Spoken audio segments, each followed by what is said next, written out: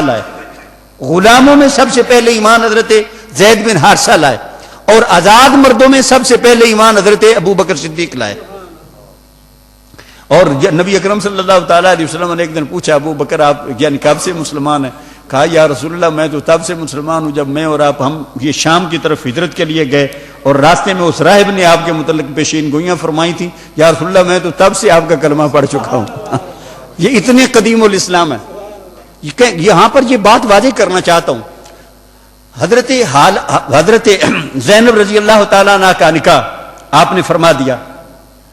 اس کے بعد نبی اکرم صلی اللہ تعالیٰ علیہ وسلم کو یہ اعلان ہوا، یہ امر ہوا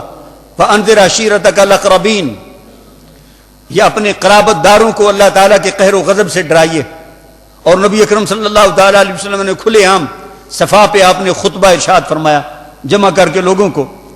تو اس میں آپ نے ارشاد فرمایا لوگوں اگر میں تمہیں کہوں کہ اس پہاڑ کے پیچھے سے ایک بہت بڑا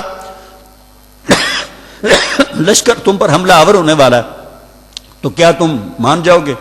ایک آدمی کہنے لگا اے محمد صلی اللہ علیہ وسلم، اب یہ بھی میں اسی طرف سے ہو کے آیا ہوں جس طرف سے تو نے ہمیں یہ کہا کہ ادھر سے لشکر آئے، تو کیا تم مان جاؤ گے؟ میں ابھی یہ دیکھ کے آیا ہوں ادھر کوئی لشکر نہیں ہے، لیکن اگر آپ کہتے ہیں تو ہم یہ یقین کرنے کے لیے تیار ہیں کہ ادھر سے لشکر آ رہا، اس لیے کہ آپ صادق اور امین ہیں۔ نبی اکرم صلی اللہ تعالیٰ علیہ وسلم ایسے تھے، آپ نے ارشاد فرمایا پھر میں تمہیں کہتا ہوں کہ قولوا لا الہ الا اللہ تفلحوا، کہہ دو کہ اللہ ایک ہے کامیاب ہو جاؤ گے۔ تو حضور کے چچا ابو لہب وہ کہنے لگا تبا لک یا محمد الہذا جماعتنا،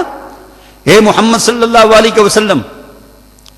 تیرے دونوں ہاتھ ٹوٹ جائیں، کیا تو نے ہم لوگوں کو اس لیے جمع کیا؟ اب نبی اکرم صلی اللہ تعالیٰ علیہ وسلم کے یہ آپ کا دین پھیلنے لگا، آپ کے لیے مزاحمتیں بھی شروع ہو گئیں، تو اس نے اپنے بیٹوں سے کہا میں تم سے بولوں گا نہیں، میرا تمہارا قطع تعلق۔ انہوں نے کہا باپ وجہ کیا؟ کہنے لگا میں تب خوش ہوں کہ جب محمد صلی اللہ علیہ وسلم ان کی دونوں بیٹیوں کو تم طلاق دے دو۔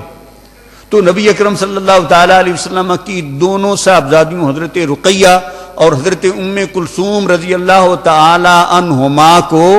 ان کے چچا کے بیٹے عتبہ اور عتیبہ نے رخصتی سے پہلے طلاقیں دے دی،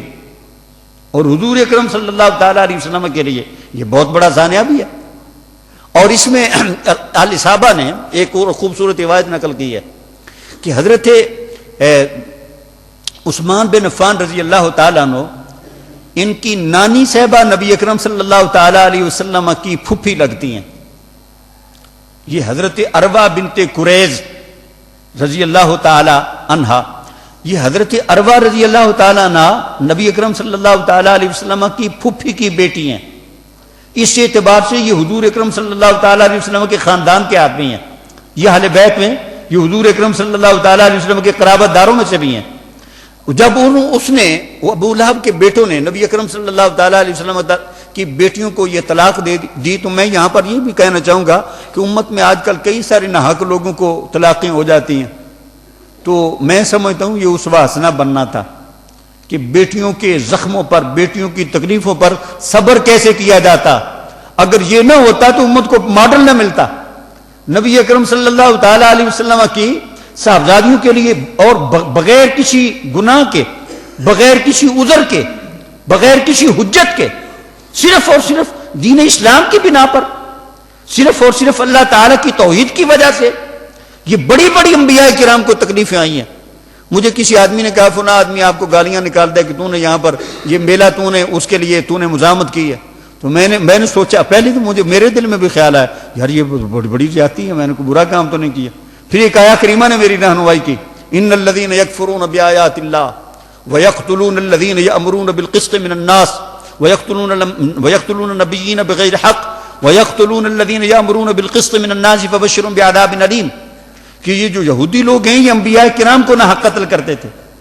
اور جو آدمی نیکی کا حکم کرتا تھا، انصاف کا حکم کرتا تھا، اسے قتل کر دیتے تھے۔ تو مجھے یہ ہدایت ہوئی کہ اللہ کے بندے یہ دین میں تو لوگ قتل بھی کیے جاتے ہیں لیکن لوگ حق کہنے سے باز نہیں آتے، تجھے تو کسی نے کچھ نہیں کہا، تو میں الحمدللہ مطمئن ہو گیا کہ یہ اسلاف کا ہمیشہ سے طریقہ رہا، اور یہ کوئی بری بات نہیں کہ اگر خدا تعالیٰ کے دین کے لیے کسی کو گالیاں پڑتی ہیں تو بہت سارے لوگ ہیں جو عزتیں کرنے والے بھی ہیں، عزت تو وہ ہے جو اللہ عطا فرمائے. نبی اکرم صلی اللہ تعالی علیہ وسلم کی 2 صاحبزادیوں کو صرف اور صرف توحید کی بنا پر طلاق دی گئی, اور یہ امت کے ان والدوں کے لیے, ان والدین کے لیے یہ ماڈل ہے, اسوہ ہے کہ نبی اکرم صلی اللہ تعالی علیہ وسلم نے آپ نے اپنا مشن نہیں چھوڑا, کمپرومائز نہیں کیا, بے صبری نہیں کی ہے, جو اللہ تعالیٰ کے راستے میں جو تکلیفیں ہوئی آپ نے اسے برداشت فرمایا. اور نبی اکرم صلی اللہ تعالیٰ علیہ وسلم نے اس کے بعد جناب عثمان غنی رضی اللہ تعالیٰ عنہ سے اپنی بیٹی حضرت رقیہ رضی اللہ تعالیٰ عنہ سے نکاح فرما دیا. حضرت عثمان فرماتی ہیں ابھی میں مشرب اسلام نہیں ہوا تھا, مجھے پتا چلا کہ نبی اکرم صلی اللہ تعالیٰ علیہ وسلم نے اپنی بیٹی کا نکاح حضرت رقیہ رضی اللہ تعالیٰ عنہ کا حضرت اپنا عتبہ سے آپ نے نسبت فرما دی ہے. کہتے ہیں کہ میرے دل میں اس خاندان کی عظمت پہلے سے موجود تھی اور یہ میرے ننہال بھی تھے, تو میں نے یعنی مجھے تعجب ہوا. پھر کہتے ہیں کہ میں گھر میں گیا تو میری ایک خالہ تھی, خالہ یا پھوپھی یہی کچھ رشتہ اس میں لکھا ہے علی صحابہ میں. کہتے ہیں وہ کہانت بھی کرتی تھی. اس نے مجھے کہا اے عثمان تجھے بشارت ہو, تجھے بشارت ہو, تجھے بشارت ہو کہ تو رسول اللہ صلی اللہ علیہ وسلم کا داماد بننے والا. حضور کی صاحبزادیاں تھی, حضور نے نسبت فرما دی. کہتی مجھے تعجب ہوا کہ یہ کیا معاملہ. چند دنوں کے بعد انہوں نے طلاق دے دی اور نبی اکرم صلی اللہ تعالی علیہ وسلم نے اپنی صاحبزادی حضرت رقیہ رضی اللہ تعالی عنہا کے لیے آپ نے میرا انتخاب فرمایا 2 ہجری میں. اور حضرت رقیہ رضی اللہ تعالی عنہا یہ ایسی رفیقہ حیات ہیں جنہوں نے حضرت عثمان غنی رضی اللہ تعالی عنہ کے ساتھ 2 مرتبہ یہ حبشہ کی طرف ہجرت فرمائی, 2 مرتبہ. اب یہاں پر ایک سوال ہے, جو لوگ تاریخ کا مطالعہ کرتے ہیں نا ان کے لیے سوال ہے کہ 2 مرتبہ کیوں ہجرت کی, ہجرت کر کے واپس آنے کی غرض کیا تھی. یہ لوگ حضرت عثمان غنی رضی اللہ تعالیٰ عنہ, حضرت ابو سلمہ, حضرت عثمان بن مظعون اور یہ حضرات جب پہلی مرتبہ اس میں حضرت جعفر طیار بھی تھے, یہ ہجرت فرما کے ادھر تشریف لے گئے. تو پیچھے کبھی خبر پہنچی کہ سارے اہل مکہ حلقہ بگوش اسلام ہو چکے ہیں. تو حضرت عثمان غنی رضی اللہ تعالیٰ عنہ نے فرمایا کہ اگر وہ سارے مسلمان ہو چکے ہیں تو اب ہمیں واپس چلے جانا چاہیے, چنانچہ واپس تشریف لے. وہ واقعہ یوں ہوا جب یہ سورہ نجم نازل ہوئی سورہ نجم نازل ہوئی والنجم اذا ہوا ما ضل صاحبکم وما غوی. آخری آیات کی تلاوت نہیں کروں گا وگرنہ آپ پر وہ سجدہ ہو جائے گا. اس میں آخری آیات یہ ہیں کہ اللہ تعالیٰ کی عبادت کرو اور اسی کو سجدہ کرو. 3 رکوعات پہ یہ مشتمل یہ سورہ مبارکہ. جب یہ سورہ مبارکہ نازل ہوئی نبی اکرم صلی اللہ تعالیٰ علیہ وسلم نے اہل مکہ کے سامنے اس کی تلاوت فرمائی تو اس کے اندر ایک بڑا خوبصورت حسین قسم کا ترنم ہے. اس کے آیات میں ایک بڑے خوبصورت یعنی قافیہ ہے, اس کے اندر ردیف ہے, اس کے اندر ایک خوبصورت صوتی ہم آہنگی ہے, میوزیکل اس کے اندر خوبصورتیاں. مثال کے طور پہ بسم اللہ الرحمن الرحیم والنجم اذا ہوا